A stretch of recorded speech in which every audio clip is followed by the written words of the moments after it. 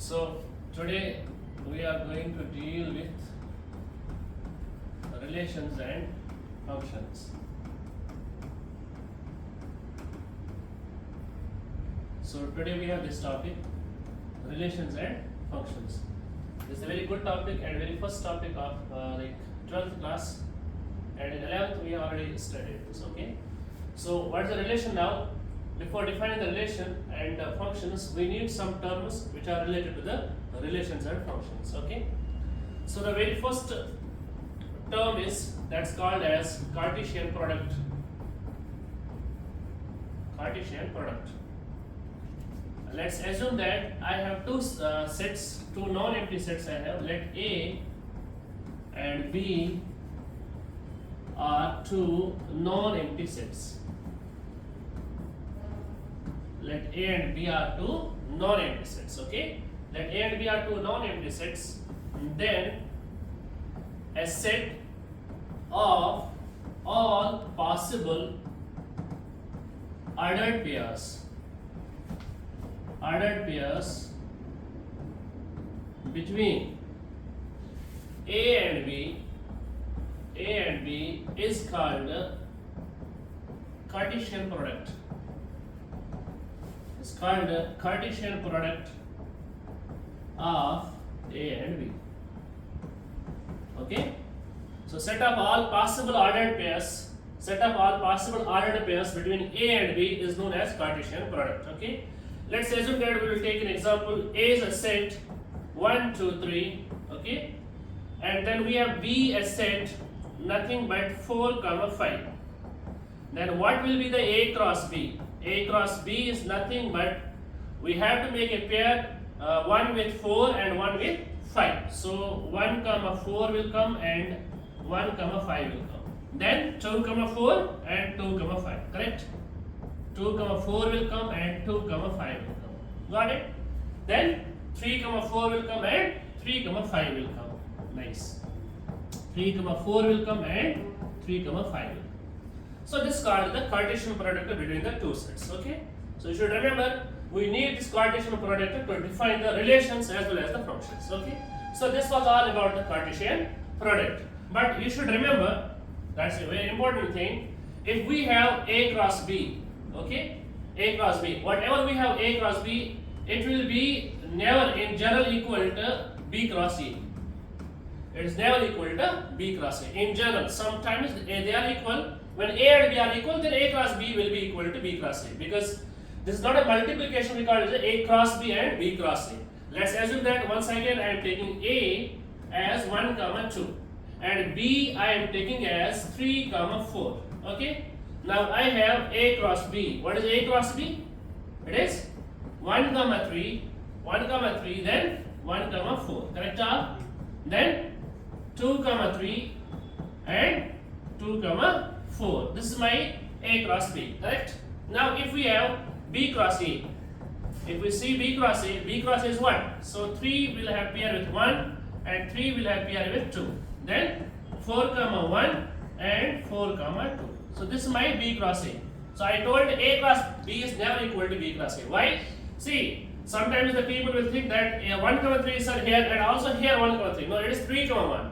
If we see in the Cartesian system, we have Cartesian system like this, number line, this is x-axis, this is y-axis. If we see the location of 1, 3, it will be, let's assume that is 1, this is 2, this is 3. And here is 1, it is 2, it is 3. Let's assume that, okay? So if we see the location of 1, 3, it will be here. Okay? So if we see the location of 3, 1, it will be here. So these are different ordered pairs. So it means that A cross B is never equal to B cross A. Now the thing is, one more concept is number of elements in A cross B.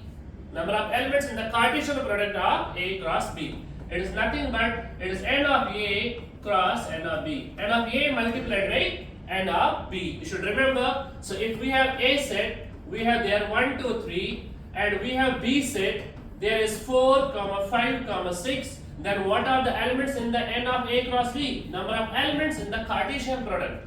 How many elements we have in the Cartesian product?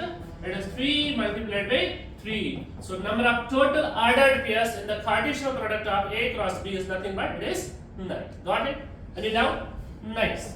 Now the thing is, if I have A set, let's assume that we have A cross B is given. Sometimes they will give the A cross B. A cross B is nothing but 1, 2, 3, 5 and 6, 7. So this is my A cross B. And they will ask to create the set A and B. What are the set A and B? In the Cartesian product, the first elements of the ordered pairs is nothing but set A. Okay? So what will be the set A? It is nothing but 1, 3 and 6. Correct? So what will the B? B is nothing but the second elements of the ordered pairs which are in Cartesian product. So 2, 5 and 7. So this is my set A and B. So it means that if A cross B is given, we can easily create the set A and set B. So this was all about the Cartesian product. Now we will go towards the relation. What is a relation? This is a good concept. We have a lot of things to do in the relations. What is a relation? Let's assume that I have two sets. Let A and B are two non-empty sets. Let A and B are two non-empty sets. Okay? Let A and B are two non-empty sets. Then a set R, subset of A cross B. Then a set subset of A cross B is called a relation. Is called a relation. Means that if we have any set R equal to, like this we can write in this form, R equal to x comma y, such that x belongs to A, y belongs to B. So if this R is a subset of, this R is a subset of, but nothing A cross B. If R is a subset of A cross B, we call it as a relation. Got it?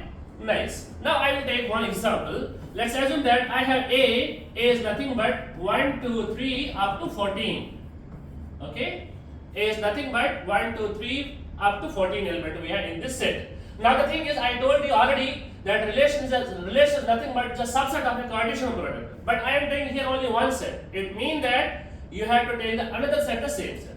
So here the relation will be defined on A. The relation will be the subset of A cross. Got it? So relation is like this. R is equal to x comma y such that x comma y belongs to A and 3x minus y should be equal to 0. So this is my relation. I need to create this relation. Okay? And the rule between the ordered pairs is nothing but this 3x minus y should be equal to 0. Now create this relation. How to create this relation? Give x here 1 because x comma y belongs to A. Correct? Give x here 1. What is the y? 3. Nice. So R is nothing but it is 1 comma 3. Then 2 comma 6. Correct? Nice. Then 3 comma 9. Then 4 comma 12. Then 5 comma 15. That won't come because in A we do not have 15 because R should be the subset of A cross A. Then we call this as a relation. So this is a relation now. This is a relation now. Now the thing is, three key points are for the relation. First one is called a domain. So what is the domain now? See, in the relation R, we have ordered pairs. Correct? So the first elements of the ordered pairs. Take first elements of the ordered pairs in the relation R, make a set that's called the domain. So what is the domain here? It's 1, 2, 3 and 4. Got it? So the first entries of the R. The first entries of the R is called the domain. Now another word I have here that's known as codomain. So what is the codomain now? Codomain is nothing. I already told you here the relation is subset of A cross A. So the second set is called the codomain. You should remember this. So codomain is what here? It is nothing but A. Got it? Got it? Any doubt? Great. After that, we have one more term that's called a range. Range is nothing but we have a relation already here. The second entries of the ordered pair. Take the second entries of the relation. We have relation in this relation. We have ordered pairs. Okay. So take the second entries means 3, 6, 9 and 12. Make a set. That set is called a range. So range is always like 3, 6, 9 and 12. 3, 6, 9 and 12. Got it? Good. But the thing is, you should always remember this range is nothing but it is subset of codomain. It is subset of codomain. This is the important point, that range is always subset of codomain. Got it? Any doubt? Nice. So defining the relation, so you should know what is the relation. So relation is nothing but it's a set which is a subset of Cartesian product. Now we have some types of relations. The very first type I will write here, that's called the identity relation. Identity relation. Now we have identity relation. I will define what is an identity relation. See, let's assume that I have A 1, 2, 3. I have A 1, 2, 3. Okay. Now I have R is equal to R is nothing but 1, 1, 2, 2, 3, 3. Okay. So this is my R. Let's assume that this is the R set. Now I have to see, is this R subset of A cross A? Yes, it is subset of A cross A. Correct? So R is subset of A cross A. So we can call this a relation.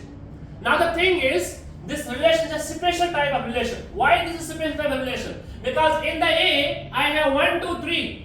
What are the doublets for 1, 2, 3? It is 1, 1, 2, 2, 3, 3. So they are here. So if we have any relation defined on any set, and in that set we have some elements, okay? And the doublets of those elements, if they are present in the R, we call it as a identity relation. Correct? So see, this is R1. Let's assume that. Now I will take example R2. See here, 1, 1, 2, 2, 3, 3, 4, 1, 2, and 3, 2. See here now, in this relation, is the relation? Yeah. Like on this set it's a relation. R2, this R2 is a relation because it is subset of A cross A. Correct?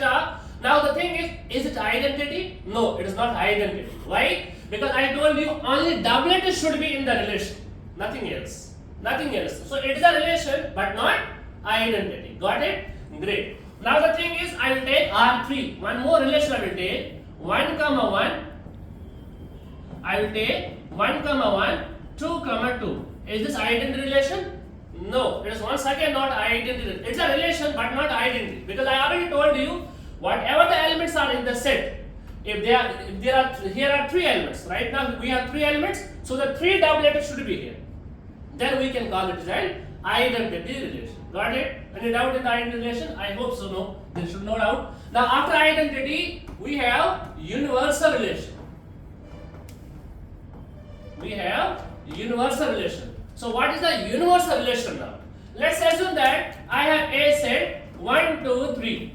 I have A set 1, 2, 3. See here, if R is any set, but in this R we have whole A cross A, means we have whole Cartesian product here present, then that relation is called a universal relation. Got it? Let's assume that. See, I will take R1 equal to 1, 1, then 1, 2, then 1, 3, then 2, 1, 2, 2, 2, 3, then 3, 1, 3, 2, 3, 3. Got it? So I have this. If we see, this is a relation. Definitely this is a relation. Why? Because R1 is subset of A cross A. Correct? Now the thing is, whatever, see, in A cross A, how many elements we have in A cross A? 3 multiplied by 3. Because I already told you n of A cross B. What is n of A cross B? That is nothing but n of A into n of B. But here we have second set only A. Correct? So n of A is what? It is 3. So 3 multiplied by 3. What it is? 9. So n of A cross A is nothing but there should be 9 elements. There should be 9 ordered pairs. So in this set, 1, 2, 3, 4, 5, 6, 7, 8, 9. So all A cross A is here in this R. Correct?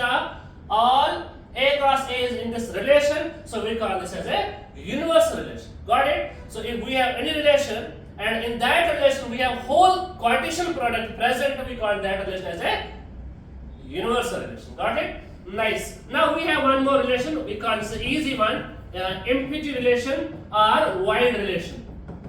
Okay, so what is empty relation or void relation? If we have any set R equal to like this we have, okay, like this we have, we call it as an empty relation. In the R we did not have any ordered pair, and it's a triangle relation sometimes we can say, because empty relation is with all ones. Okay, nice. Now these are the basic types of relations. Now we have one more relation that's very important.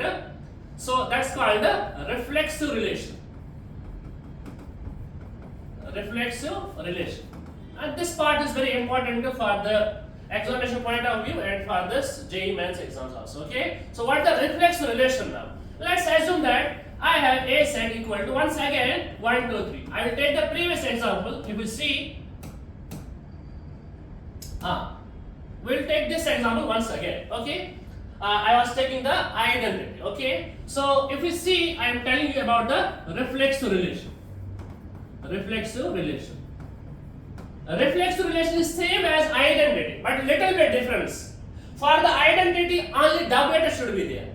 But for the relation, reflexive relation, there can be other ordered pairs as well. But it should not affect the relation. You should remember. See, this R1 if we take, R1, see, in the A we have 1, 2, 3. All doublets are here. I already told you that this relation is nothing but is an identity. Now it is reflexive also, correct? This is a reflexive relation also. Okay? So it means that for the reflexive relation, for the reflexive relation there should be doublets. If some other ordered pairs are also, there will be no issue. Now if we see R2, R2 was not identity, because here 1, 2, 3, 1, 1, 2, 2, 3, 3 are there. There are some other ordered pairs. But we can say this relation as a reflexive relation, correct? We can say this is a reflexive relation. Why? Because 1, 1, 2, 2, 3, 3 is there. So doublets are here. So more ordered pairs are here. No issue for the reflexive relation.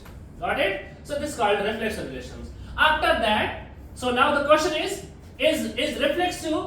reflexive identity? No. Because in the reflexive we can have some other ordered pairs, correct? We should not have only doublets. Is identity reflexive? Yes, identity is always reflexive. Identity is always reflexive, but reflexive is not identity. Now, last but one, I will conclude my topic like this. So we have symmetric relations. We have symmetric relations. What is symmetric relations? Symmetric relation, if we have R, any relation we have, if there is A comma B, and for the symmetry, there should be one ordered pair like B comma A. We call this as a symmetric relations. Correct? If we take example 1, 2, 3, this I have. So R equal to 1 comma 1, and then 1 comma 2, then 2 comma 1. So we have this relations. Okay? Is this relation symmetric? We have to check. See, on this set A, 1 comma 1 is here. Correct? What is the reciprocal of 1 comma 1? What is the inverse of 1 comma 1? It is 1 comma 1. So same. 1 comma 2, then 2 comma 1. It is present. So it means that this is called the symmetric relations. Correct? Got it? Okay. Thank you. That's enough for today.